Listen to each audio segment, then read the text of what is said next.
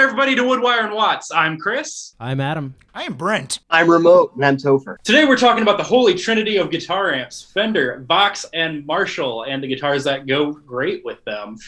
We are also joined by a special guest, Brent. Hello, gentlemen. So we're going to have, it's going to be a good time. Absolutely. Yeah, I guess we're just going to jump right into it. We have news and whatnot this week. You want to lead us because you can see the notes better? Yes, absolutely. So let's talk about new gear. Anybody see the return of the Maestro guitar pedals? Yeah, I didn't get to see what they were. Like the old vintage Maestro like the stuff? Marshall Maestro. Oh, wow. Gibson. Yes. Maestro, No kidding. What kind of what type of pedal? Like a modulation? They came out with like I saw a distortion. A remake of the classic Fuzz. Yep. And looks like a chorus and a delay. Ooh, that would be cool. Chorus would be really I saw cool. at least 4 of them. I don't know. There might have been more. I don't know if chorus gets enough love all the time, does it? Like I think delay sort of steals chorus's thunder a lot. I like chorus. But, So it depends, right? Because some people see it as very like 80s effect. Yeah. So I know a lot of guys in like 80s cover bands who use it, but the Julia got super popular for a minute. Did it? The Walrus Julia. Like a lot of like shoegaze kind of folks. Yes. Is that not right? I have no idea. I don't actually know what shoegaze is. I'm not gonna lie.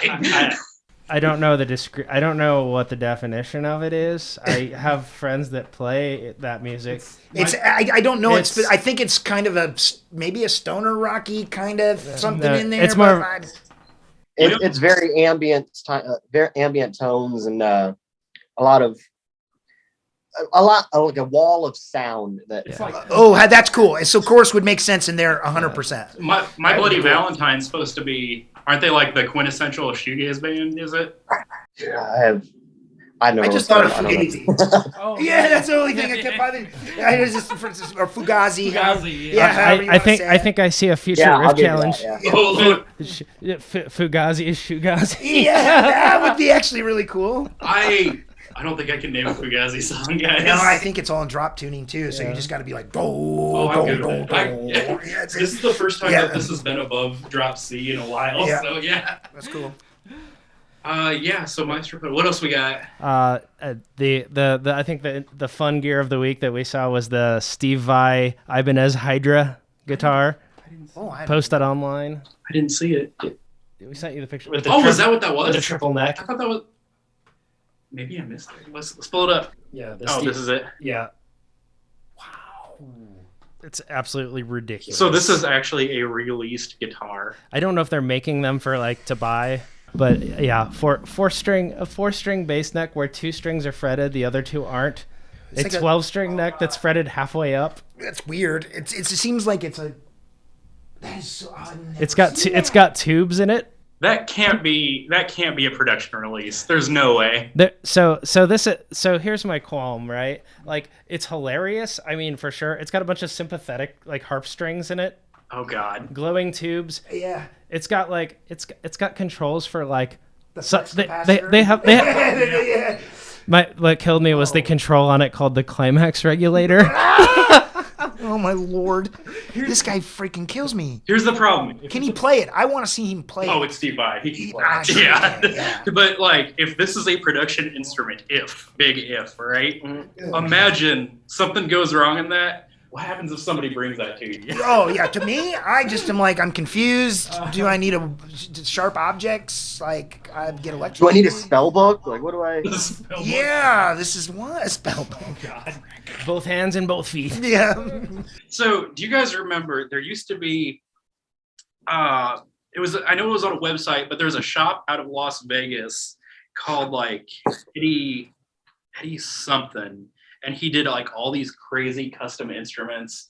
He had a legitimate metal axe. I'm sure I've seen him. Yeah, I'm sure we've all seen him. I've seen some crazy stuff on Pinterest and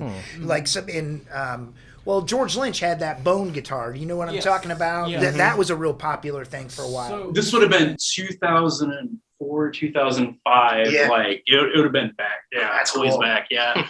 Yeah, but that's what it reminds me of, like that same style. Yeah. I think the thing about it that killed me though was like when after reading everything and they got to the point where they say the promo video, they're gonna do a NFT of the promo video on the Ethereum blockchain, and I was like, what? Well, Really? Like, all right, what else we got?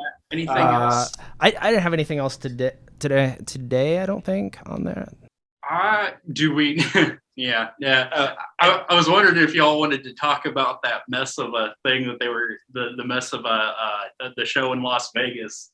Oh, I didn't hear about this. Tell me about it. I'd love to hear about it. Okay. See, I've definitely unplugged myself a lot from the media, but I still like hearing what's going on. So what is this? Yeah. So they're trying to go off of a certain bit of nostalgia. Live Nation put together a festival in Las Vegas. Okay. And that was supposed to have probably 40 bands. Okay. No, it's like 65 or something like that. Yeah, like it was a ridiculous amount. It was supposed to be like My Chemical Romance. Okay. Yes. We were young tour. Yes, okay. I'm a little familiar with this. Okay. So apparently half the bands weren't informed that they were going to be playing. Mm-hmm. Yeah, half the bands didn't inform. There's supposed to only be 3 stages, and it was supposed to be a 1-day only event. They said that math doesn't work. That math worked out to 33 minutes per band, not including setup and teardown. It's like, and how much were the tickets? $245 for cheap seats.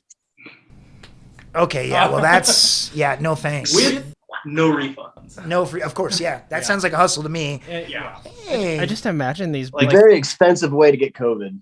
Yeah, Yes. testify for sure. Uh-huh. Yeah, I'm with you there. Yeah. So not. I wonder who the promoter was. Live Nation. Live Nation was them. Mm-hmm. Oh wow, who made that call? Well, apparently, like that's been Because that doesn't sound Live like Nation. one guy that like Live Nations must be a big entity, right? Like they've probably got people that should be making good decisions. This not being one of them. Live Nation was huge. What 10 years ago, 15 years ago, like before like streaming really took off. I see it. I'm recurring or recalling. They would have been like the major competitor to the guys who put on what was the like you would know that the old like post-punk emo festival that was big band Like Warped Tour? Warped Tour, yeah, Warped Tour, yeah. Yep. Oh, they did Warped Tour? They were like the competitor to Warped Okay, Tour. all right. I was You know gonna what I say, mean? Like, yeah. wow, I'm really disappointed Yeah, in them no. because Warped Tour was awesome. Yeah. No, it was the competitor to Warped Tour. There was some festival that they put on, I don't know, last year, and like some people died, and there's a big lawsuit involved. Yeah, I'd steer way clear of that. Mhm. Well, it sounds like it's been shut down now. Good. Yeah, Well, I that's think. smart. Yeah, everybody's like, I ain't doing it. Yeah. Some people are speculating that this festival is kind of a tool to pay for some of the lawsuit that's Which would make sense. That absolutely makes sense. Yeah, it's like the dying breath of Live Whilst- Nation. Yeah. Why else would you say no refunds? You know what I Yeah. mean? You're like, Yep. all I know is after like 2 days of hearing all this shit, I'm pretty tired of it already. Like all the memes that I've been There's a seeing, lot of I'm like, posters. It's just the recycled. yes, I agree. Yeah.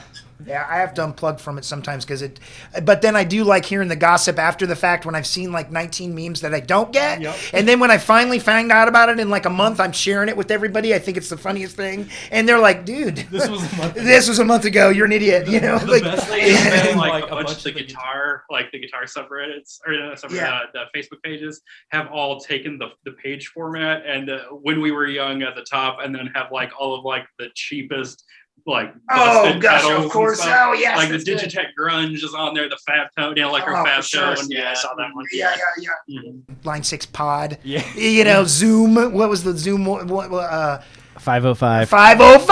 That thing. I was have great. one upstairs. I do too. I have one at the shop. They're great, man. Topher gave it to me, Yeah, 505. and I think he might have got it from you. You got it from me. I got it from Jim. So yeah. Hey, Ibanez back then made a pedal that was called the Smashbox. Do you remember that pedal? Yeah, it's a distortion.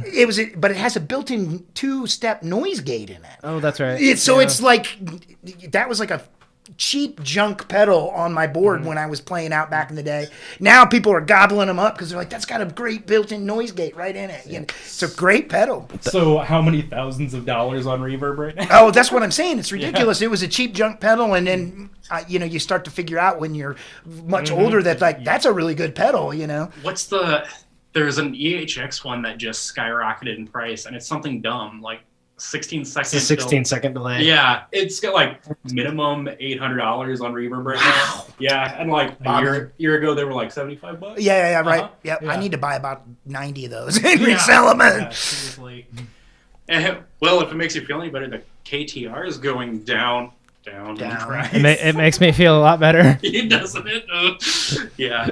I always try to think about what pedals are going to be the cool pedals when my kids are, that I can get right now, but you never know. There's so many pedals. I'm still so like, it wouldn't have been a lot of money, but right before JHS did he did the show on Behringer and everything doubled in price that week. I literally the day before traded off the FX 600, which I paid $15 for, and it was going for $60. You can buy them new for like, now you can, but at the time, it's like rat distortion boxes, man, or like $200 dirt boxes, man, or more. If it has the LM308, it has to have the LM308. It has to, because crazy magic chips. I don't know. And at one point, I think about all the components and stuff like that people threw away. Topher, you look bored. Sorry, are we nerding out on? We're nerding out on pedals, bro.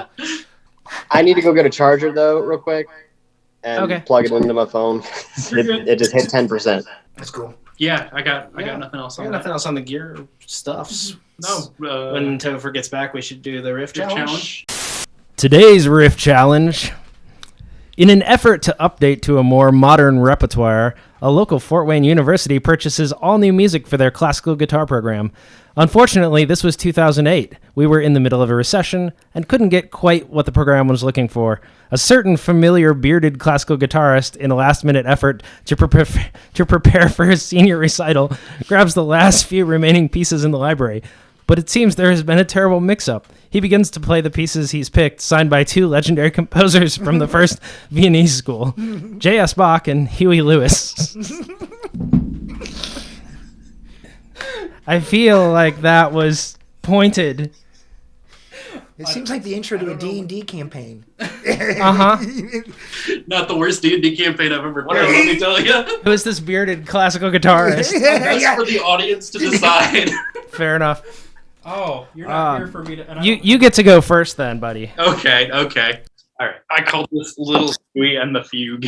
Okay. Little Huey and the Fugue.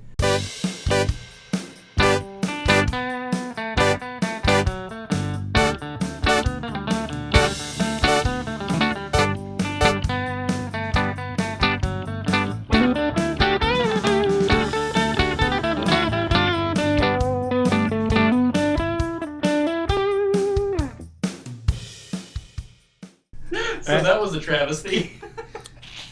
At least all of your music was kind of in the same key. Yeah. Here we go. Not the same key as Bach. If you notice, that was definitely major. I got a little Back to the Future flash there, and there's definitely... That was the original idea. Yeah. So I got two titles. Okay. The one for everyone to understand is Bach in Time. Oh. The one that I feel better about, but I think it's for the classical guitar players out there. It's Hip to Bari in E minor square. Boo. Bach in Time. Yeah.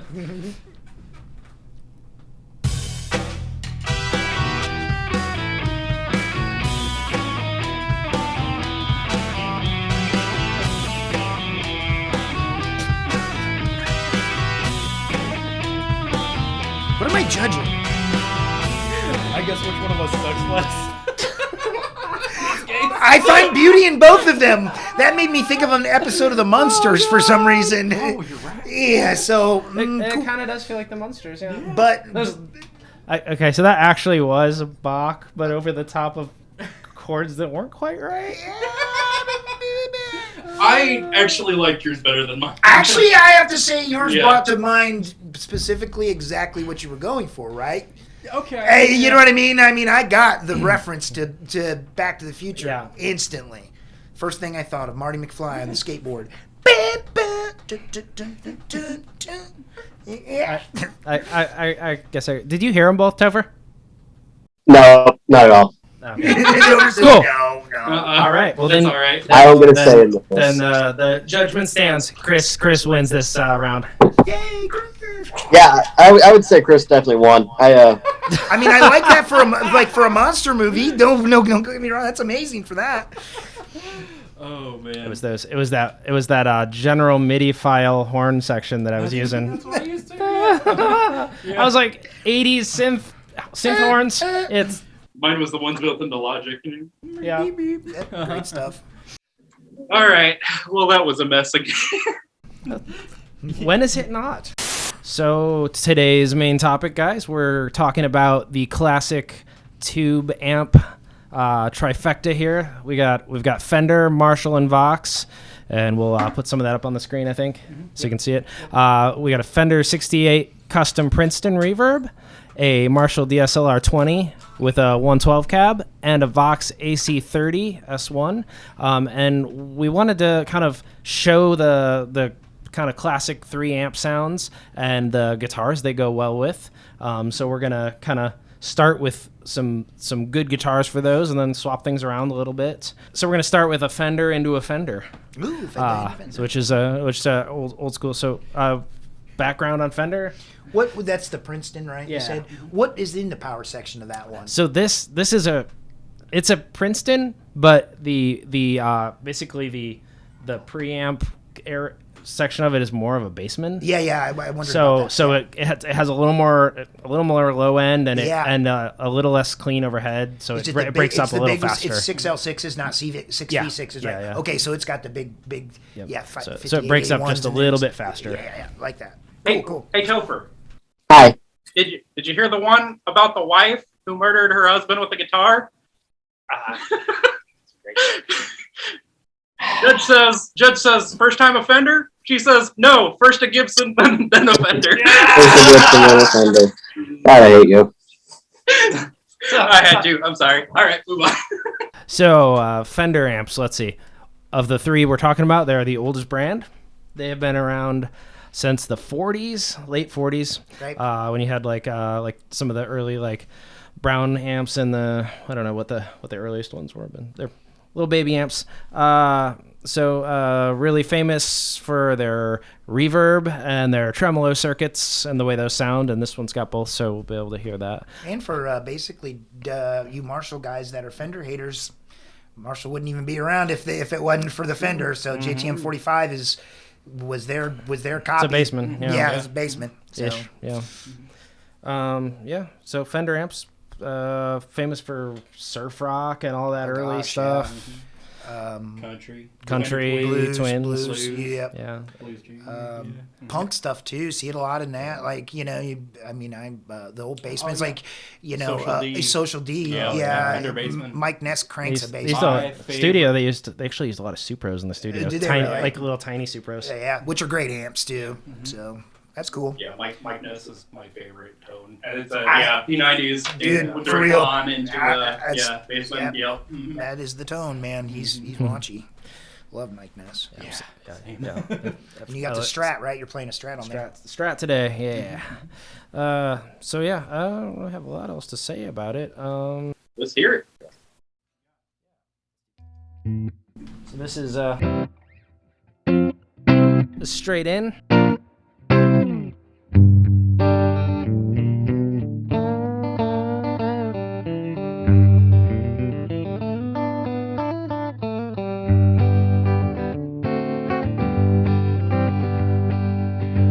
And that's that you're using that position that is the quintessential Strat position of the selector switch too. I love that. It's the mix of the neck in the middle, right? Yep. Yeah, I really like that on a Strat. I personally do not like Strats really at all. I would like to have one and own one, but I can't deny that is the sound. That's the sound. I have to say, I almost never play it in other positions. Yeah. Like occasionally I'll play it in 4 if I want like a real quacky sound. Yeah, like, yeah.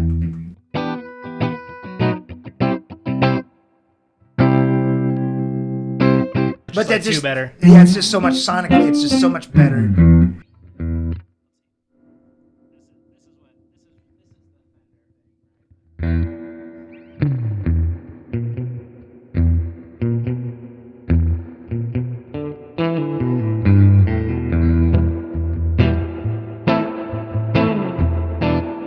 Just that wall of reverb. I like their vibrato too. You know, the reverb and their vibrato. Heck, there's a couple pedals out there, right? Like that Dodd and Boss used to make that were like direct copies of Fender Reverb, right? Like they actually made it's like an amp sim. Something like that. I know they have make a a deluxe basement in a pedal. box Yeah. and a basement in a box, Yeah. both. Yep. Cool. So that's the standard Strat to Princeton. So now we're doing another classic combo.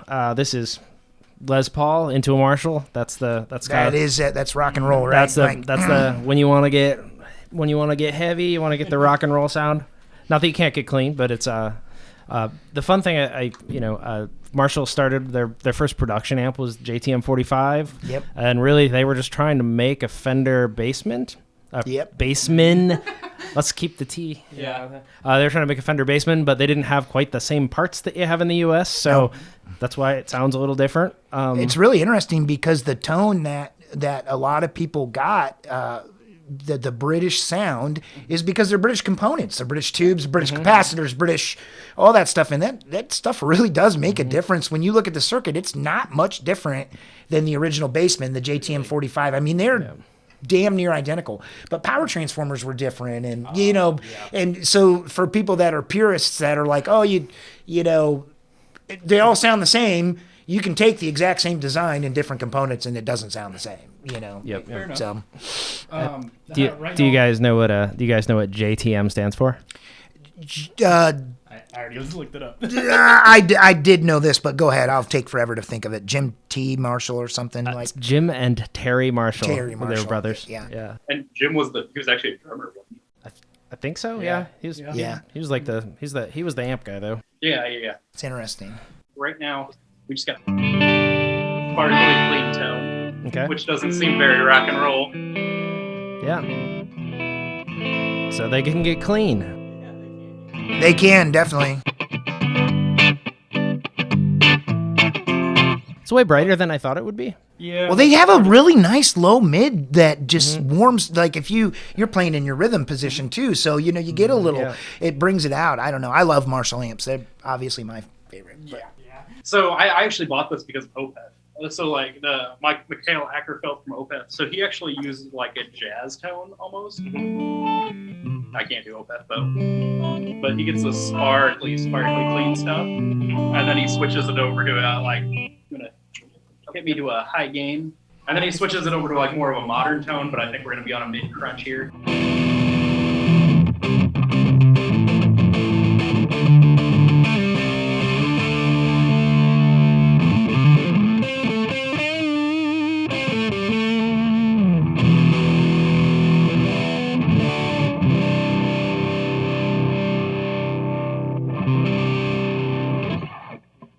Can't quite get that out of the Fender. Yeah, man. Not without some extra toys. Yeah. Yeah, I got to use pedal for a lot of it. Yeah, I mean that is the quintessential hard rock amp, right? The 800 is the amp I think most people remember nowadays, and that amp is now so hard to attain, and I remember, and you guys do too probably, when they went for $500-600 used all day long, and now even like a brown face JCM 800 with the brown cloth on it, man, those are so cool. Everything's stupid money right now. Now they do make, you can buy from Marshall again. They do make them again, but they're not called the 800. They have a JVM 410 or J. I don't remember. They have no that because that's I think that one, or maybe. Because I think the 410 is what I was looking at. It's like a 4-channel, and it like has I thought it has like an 8. Maybe I'm wrong. Has like the JCM 800 sound is like channel 2 or 3, and then it does a JCM 900 sound in there too. Oh Because yeah. like it's like supposed to be able to step it up from like clean to plexi to like modern sounds. Like yeah. But they do make a single channel one though that's like it's silver like. Oh, a Jubilee, like Yeah. say, like the Oh, Jubilee the amp. Silver Jubilee, Yeah. okay, Yeah. Isn't that supposed to be 800 or am I just I think dumb? no, that should be the 800 preamp chain. That should be the Yeah. that should be the 800. I thought, don't they call it like the 210 or something? Yeah, it's got like a Yeah, 2210, or they go by weird numbers, or a Mark 1. Either British like Mark 1, Mark 3, Mark 5. You know what I mean? Like whatever. Right. You know, I don't version 4. You Yeah, know, yeah. like Yeah, who knows? Mesa does that too, which trips me out sometimes. They're like Mark 4. Well, that's, Yeah, you gotta like. Which one? Which one is the metal one? Which one's Yeah, the surf rock? yeah. So Mark 5 is supposed to be the metal one. Mark 4 is the surf rock. You know, Never get it. or I Mark get 3 is the confusing. surf rock one. Yeah, who knows? But the JC, this is a DSL 20. The DSL is supposed to be based off of one of the JCMs. It's 800. It is at the 800. Yeah, and I know that because that's the interesting. A lot of the amps that I build are 800 based, 18 watt Marshall, Orff Bassman type channel circuits, and the 800 is my favorite. So that's what's really great about that amp, and that's basically a 20 watt JCM 800. You know what I mean? Because didn't they originally call it the JCM 800 Super Lead Deluxe? Correct. That's where the DSL came from. Yep, DSL, dual super lead. Yeah. So, yep, it's just kind of like the dual rec and things like that. But I feel like American tones are a little easier to understand than British tones because they just name them like Princeton Twin Deluxe. It's much easier, yeah. Rather than like a 27B. That's what I'm saying. Like, The British, of course, are so much smarter than us with their Sunk my accents. So battleship. it's a but if you come back, Well, Mesa's American. I know. Yeah, Yeah. But if you come back from the opposite side, like, oh yeah, what's a Princeton supposed to do? Yeah, Like, what does that's that a good mean? point. Yeah, Yeah. like, That's fair. oh yeah. Also, why is a deluxe smaller than a twin? That seems weird to me too. Like, true. yeah, that threw or me a off. pro reverb or Yeah. or, So yeah, deluxe is smallest, then twin, then the pro. Like, or no, what's the big one? the 6x10. Oh, Or geez, 4x10 or OP. 6x10. Oh, you're talking about a basement? No. Or- There's a. They have a pro reverb, which is big. They also have a 1x12 pro reverb. Yeah. Well, there's one that's got like 4 10s in it too, or That's something. the one I'm talking Yeah, about. It's that's not like a a. Bassman. It's like a super reverb, but Super, that's the Super- deluxe super That's reverb or that's something. You're right. It's Yeah. a super reverb. Yeah, it's something weird like that. Super reverb. Yes. Yeah, I think it's, yeah, it's a there's- 410. There's so many weird. It's a 410 twin. Yeah. That's what it is. Yeah. Yeah, which PV used to make a really cool 410, the classic series that I like. Do you remember that amp? So I have a classic 50 Yep. bass amp, Yep. but I haven't seen much of the guitar. They have a 30 and a 50, and they're both really cool. They're very Fender brown soundy Fender, very cool amps. I played a Strat clone through the bass amp forever in the day. Yeah. All right, yeah. I feel like every neighbor kid that I knew had a PV in their basement when I was growing Oh up. yeah, It I had a was crate GX60. Yeah. PV was the like budget them and Crate, were the Yeah. two budget models like when we were kids. Mm-hmm. But now they have the black. If you find the old ones with the Black Widow spider or the Black Widow speakers in them, the old PVs, those are like $300 speakers. Oh no. I- Pop I- the thing open. Yeah, I have a Black Widow speaker, I think, in the amp that I have a tiny. those were made by Pyle, so they're great speakers. I have a quasi champ clone that I built. It's like half champ, half Bronco circuit. cool. And it's got a Black Widow. I think that's the speaker I put in. I don't know. It was whatever I could find. That's cool. I didn't realize they were valuable speakers. That's cool. So Vox. Yeah. Yeah, okay, so, yeah, Vox is number 3. AC30. The AC15 released in 58. Oh, this is the AC30 15. This is the 30 though. This is the okay. big. This is the big boy. I guess that's, you think about the Beatles, right? Yes. That's Who? the Who. The Who, yeah, them as well. Yeah, the Who. Yes, At certain very points. much the Who. Queen, Queen. Brian May is the Yeah, Half of my favorite bands on Tom Petty and the Heartbreakers. Oh, geez, yeah, Tom which Petty was a like huge Vox fan. AC30 and Fender Bassman together. Yep. there was also quite a bit of country artists that used AC30s. Yeah. When I Jeff- worked Jeff professional Tweedy blackline, sometimes. yeah, when we when I worked professional backline, we had 25, I believe, AC30s in the warehouse because they just constantly go out. You know what I mean? I mean, they get used in punk bands a lot because they're just ripping loud. They're just so loud, and they have a really clean signal path, so it's great with pedals. I think that you put pedals at AC30 and a rat distortion, which we don't have So question before we hit that one, see if Brent can answer this. Yeah. So AC. So this is the thing I could not find.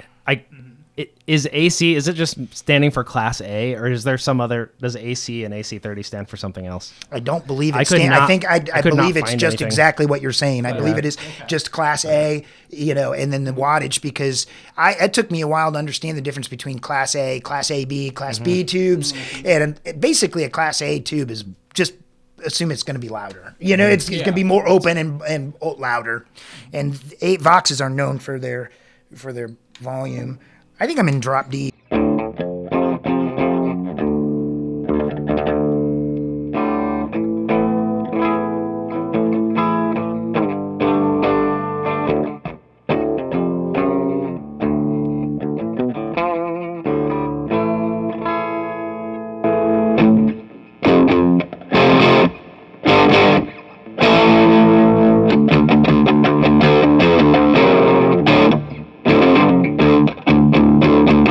That's got some meat to it. Yeah, that's cool. I like that. Like that a lot. I'm a tune And backups. that's SG into Vox as well. Yep. Vox is one of those amps you don't have, like, it's not like, people think Gibson and Marshall and they think Fender and Fender. But Vox is like, it takes a lot of things. Rickenbacker I think of a lot with Vox. Oh, yeah. I think of that a lot with Vox. For sure. This is standard tuning.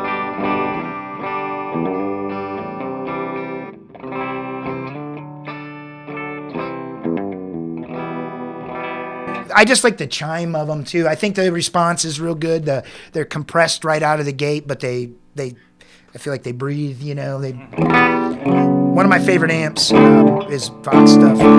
I don't own any Vox amps currently, but I will get one. I think I will get another one. Yeah, I think I have Fender, and I have Fender that's not quite. It's sort of Marshall.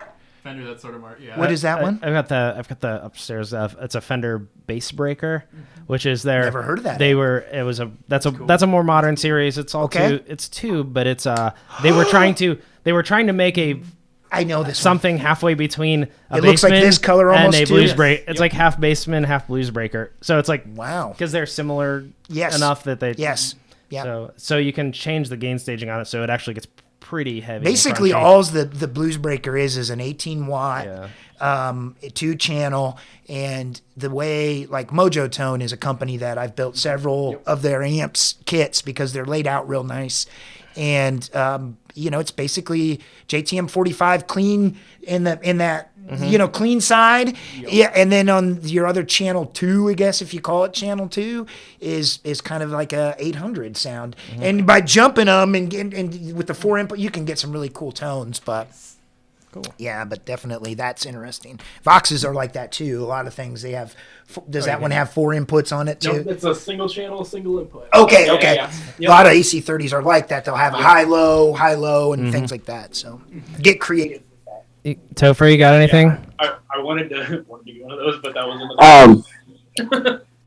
I think the superior amp is the Gorilla amp. I agree. I concur. Even better when you stereo go between that and a pig nose. Ooh. There you go. I had a karaoke machine that I used as an amp once with 2 dual tape decks. So that was pretty badass because I could record and overdub while playing through the amp. It was pretty cool. That's very Les Paul. Yeah. It was like, it was really bad. I would give anything for those tapes though now. So it should be said, I think, that like Topher, you and I both now gig Fender guitars into Vox amps I do for low gain. For high gain, Les Paul into a Marshall. You do Fender into Fender. I believe you have a Friedman, which is a Marshall that usually. I actually am back to a Mesa now. I'm back to a 50 watt Mesa dual rec solo head. Okay. So, and I play that through a 212 cab. I just like it better because the band I'm in currently, I play primarily rhythm, so that Mesa on the drive channel is just. But personally, I think a lot of the tone I get is from the guitar, which is the P90s and the SG body. It's a vintage 65. It just sounds incredible. You guys got to play it before the show's over. It's fun, but it just I think there's I would love to try a Rick and a Vox. I've never done that. That would be cool. I played a Rickenbacker for the first time in the last couple of years because they're not things that you see in shops frequently. And I'm going to play this Gretch through that real quick while we're chatting. Yeah, because that would be a different sound too. But go ahead, Adam. I'm sorry. No, you're okay. I would say I always wanted a Rick because of Tom Petty. And And then after playing one, I was like, it sounds really great, but it's really weird to adjust playing to because their necks are weird. Yeah, They're weird. I've never played a Rickenbacker other than Tune 1. Yeah. You know what I mean? So I don't really know. I really like their basses, but their guitars, I there's something off about them that kind of has rubbed me the wrong way. Yeah. For sure. Yeah. Like the Rickenbacker bass style is classic, but as a guitar, I don't know. It's just something weird about it. It's because you at least I expect it to look like a bass scale. You know what I mean? Yeah. Yeah. Are those 3/4 scale or something, Ricks? No, I think they just I expect it to be as big as the bass. Yeah. Yep. Because of the neck joint, the way the neck goes. Yeah, that makes sense. Mm-hmm. Now they usually have a glossy neck, right? Don't they? Even the fretboard. I think so. A lot of them do, and that is its own thing. One of these days, I hate to say it, I'm going to do they talk about taking the scratch pads to the back of glossy necks. Yeah, it ruins the value of your guitar, but supposedly it makes it play way better. I like guitars that don't have glossy necks much better. I like Same the way here. they play usually. Fender maple necks. Yep. Best. Or Ibanez. So this is the 56, 55 TG. I couldn't remember Gretch, but this is. I love There you really hear that. Oh yeah, that's really bright and chimey. I'm out of tune, but.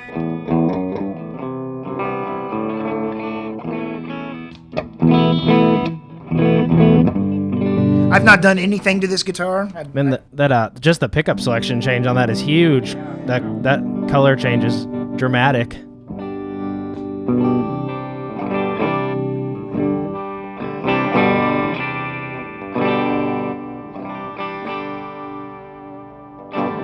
I think these are they're not TV Jones, but because Gretch owns Fender now, right? Is that it or something? Or Fender owns Gretch. FMI owns Gretch. I can't remember. Something like that. They did. I think they still do. I can't remember, to be honest.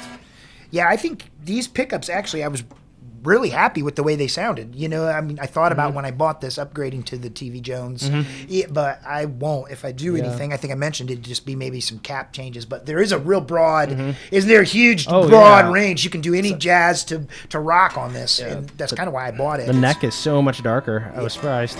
Yeah.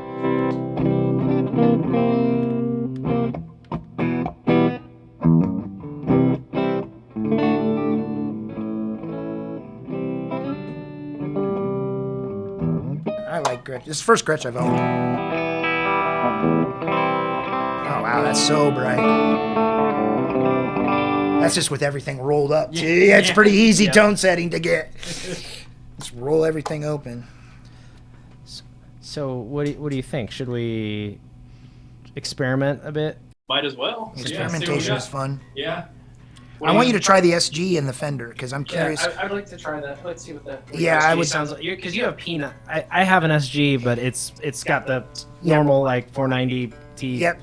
Yeah. So you got a P90 guitar going through a Fender now. Yeah. So this is Brent's. Yep. Beautiful. What year is this? 65. So this is a 65 original SG, which is awesome. Second catastrophic headstock break in its lifetime, by the way. Been repaired, but we share that now. Yes, we both do. have SGs with 2 headstock breaks. Yep.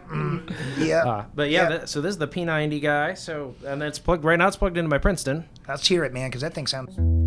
and I've got it on the bridge.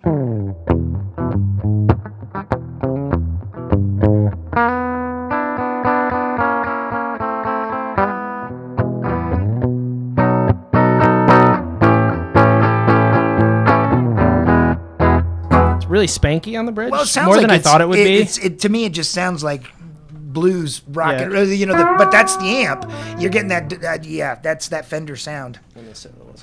Crazy. So neck's a lot darker. Yeah.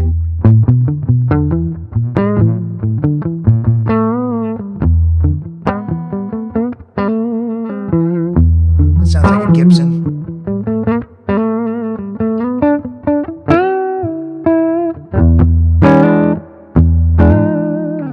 I'm surprised at how heavy those P90s can sound too. When Yeah.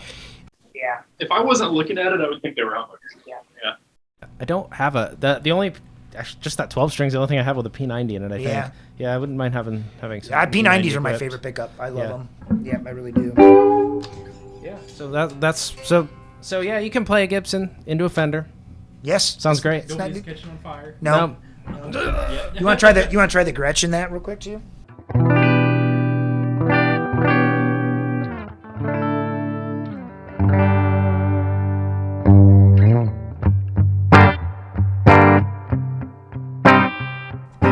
See, that's a nice mix, isn't it? Really, it's a nice.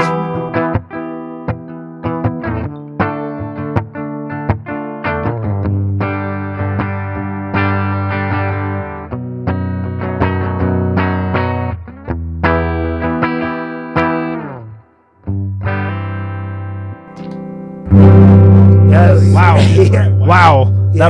That's Yeah. you hit as soon as you get to the neck, it's like Yeah. Did you need some? it's like some. Yeah. Like, There's a lot there.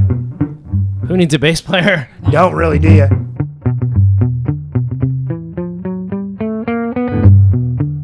I like that.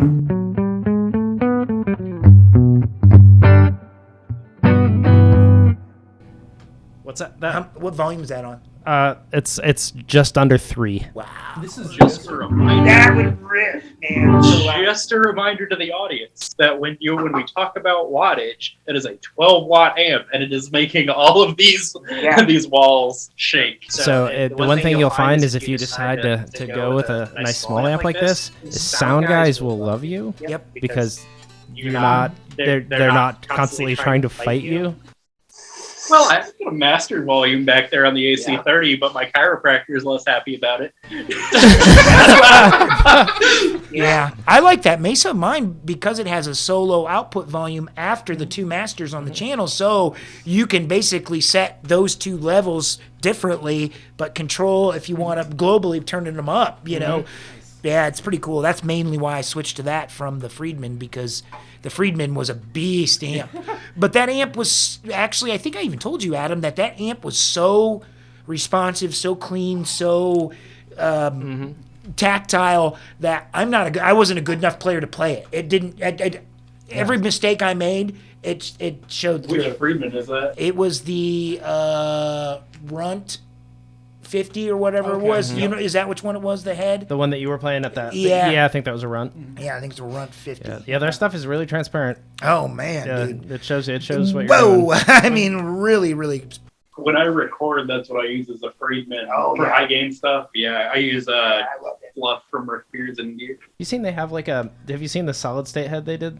Yeah, it's like a tiny about. Like Friedman did one? They did a mini head. Yeah, it's like this big. It's like $400. I haven't gotten to play through one, but it looks I cool. keep hearing good things. It's probably like an old solid state Randall or something. Then you know what I mean? Probably just still beefy and mean. Yeah. And, Supposedly they're pretty good. see, I couldn't. I know what that amp cost me when I bought it brand new, and it was worth every penny. I will say that. You know what I mean? It's not like an amp where I've spent money or played through hand wired things that are supposed to be really good, and that amp was actually too good for me to own. You know, if that makes sense. Like I did just every mistake I made, you could hear it, and I couldn't. It was just woo.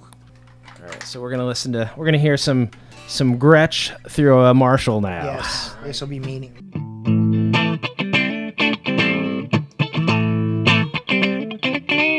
It sounds like a Marshall, though.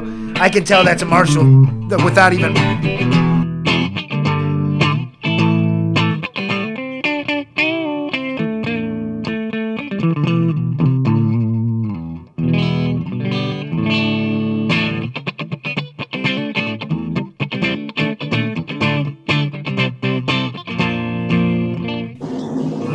putting together a ska rig, this would be it. The funny thing is, like, and I can tell it's a Marshall, but like the Gretch, regardless of the amp it's been in, I could tell it was a Gretch. Really? It has that. Yeah, it does have.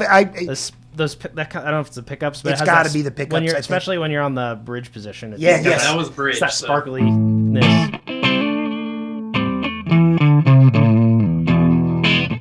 That might be some of the semi-hollow body too, playing into factor there, because Yeah. that being a semi-hollow body, I think that's a solid block back to here, and that then makes it's cavitied, so it might be that you get that, Get that resonance. resonance from the center strip, and you still get some air from the F holes, but The bass, the neck pickup. Then I wouldn't have been like, that's a Gretch. That could have been a lot of different guitars. yeah.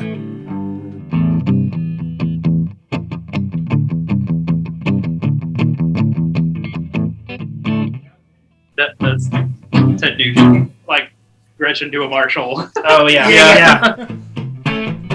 I was trying to figure it out. I think it seems like the high mids is what the Marshall brings out of that.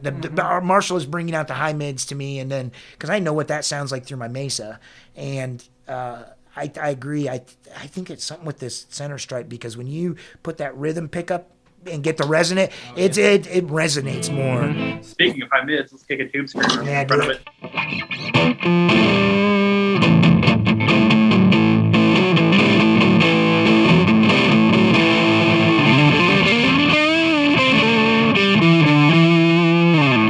it. That's interesting, Yeah. and that's in the neck still, isn't it? Yeah. So if I'm on the lead. Oh wow, Wow, that'll kick you in the Yeah. teeth. that's crispy. When you got to cut through the mix, Yeah. Watch out for his. or kill the audience. That's that Gretch. It's a twang, isn't it? That's what it's like, a twang. Yeah. That's what the Gretch has. is Oh, the twang. hang on. Some of that's me. Okay. That was a- I was that was like, man, I'm like, I feel like it should not be that, Yeah, right? you're right.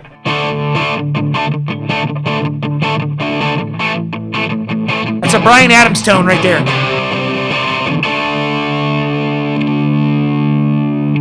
That rhythm pickup really gets me.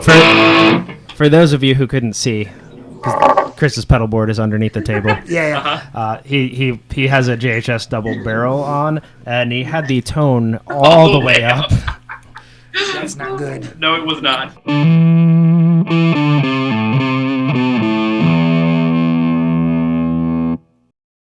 This is the Dan Electric 12 through. Through that Marshall.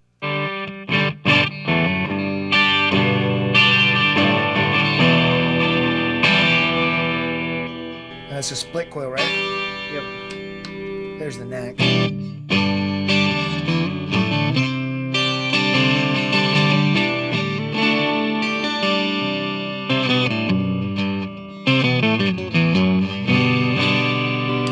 That's neat. You can hear the split real well in there. Oh yeah. The lipstick when they're single coil, they actually sound really nice. Yes, they do. 12-string through Marshall sounds like hair metal ballads. Yeah. But this would be a good rhythm setup for somebody. Yeah, that tone to me just says I'm playing in a Night Ranger cover band. You know, like, come on, get it. Oh man. I like the neck. I wanted to hear this P90. Ooh, that's.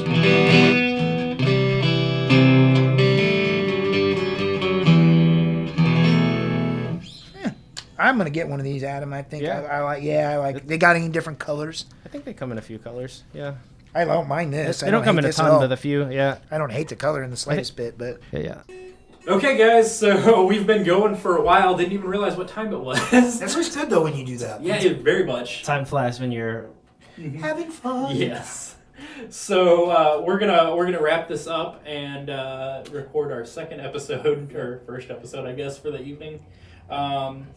So this week's artist of the week, musician of the week is is also our guest Hello, host everyone. band. Yes, Red So- Queen Project. I appreciate you having us very much. Absolutely. And, song we're going to be doing is Nephilim, which that's got a video out right now that you can check out. We're on all the streaming services: Spotify, iTunes, blah blah blah. Actually, you helped us write that song. Yeah, we played that live with you, and that is the first time we'd ever played that song, and then we kind of went from there with it. But we appreciate it. Yeah. No, thanks. Yeah, absolutely. Yeah, we'll link that down in the description. If you're on the audio side, we will pop in the audio since none of us will get copyright strike on the audio side. Playing the riff right now.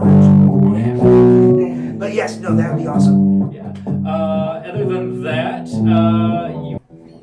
so we'll say we don't have a topic for next week yet, but remember to like and subscribe, do all that fun stuff if you're on YouTube. If you are on the audio side, leave a comment, whatever you can, whatever platform you're on. We now have a Patreon for as little as $1 a month. You can support us, which is cool. Do that. Yeah, I do a lot of production stuff too, and if you're listening to this, you take an opportunity and support it because we do this out of the love of our hearts. You know what I mean? And we want to keep doing that. Yeah, speaking of, go ahead.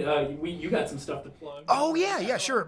So I actually, myself and a couple of my old band buddies, we've had a media production company for the last couple of years, Hermit Media, and I also own a music store, and that's how Adam and I met actually, but building amps and repairs and things. But we've got a short film right now, which No New Me is in that, correct? Yes. So I asked Adam. Thank you for that. Yeah, that was great. But we actually did a short film last year that we submitted for festivals this year, and we started getting back responses, and we've been accepted into officially awarded in 3 different categories in 3 different festivals. So we used the song from Adam's Junk Drawer release, No No Me, which you're probably well aware of, and it fit our movie fantastically. Everybody was like, "Who did that song? It's so creepy." I was like, "Actually, I don't know that it was." We made it creepy because of the way it fit into the film. It's actually one of my favorite songs, so I really enjoy that song. But you'd think Adam is you